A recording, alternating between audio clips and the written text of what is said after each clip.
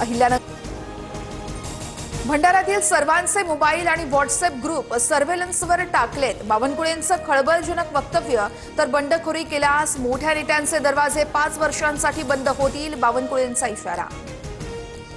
अहिल्यानगरमध्ये तरुणाला झालेल्या मारहाणीचा वंचितकडून निषेध व्यक्त। मारहाण करणाऱ्या गुंडांवर मोकोक अंतर्गत कारवाई करा, प्रकाश आंबेडकरांची मागणी।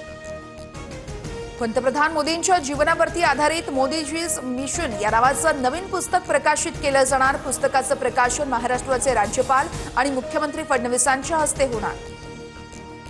2029 पर्यंत मी कुठेही जाणार नाही। MMR रिजनमध्ये काही ठिकाणी वेगळे तर काही ठिकाणी युतीत लढणार। नागपुरातील अनौपचारिक गप्पांमध्ये मुख्यमंत्र्यांची माहिती।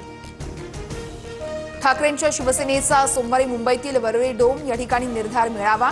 संकल्प विजयाचा मुंबई जिंकण्याचा बॅनरवर उल्लेख, तर आदित्य ठाकरे मतदार याद्यांमधील घोळासंदर्भात बोलणार। सोलर डिफेन्स अँड एरोस्पेस प्रकल्पास मिहानमधील 223 एकर जमिनीचं हस्तांतरण। संरक्षण आणि एअरस्पेस उत्पादनाचे प्रमुख केंद्र म्हणून नागपूरची आता नवी ओळख, फडणवीसांचं वक्तव्य।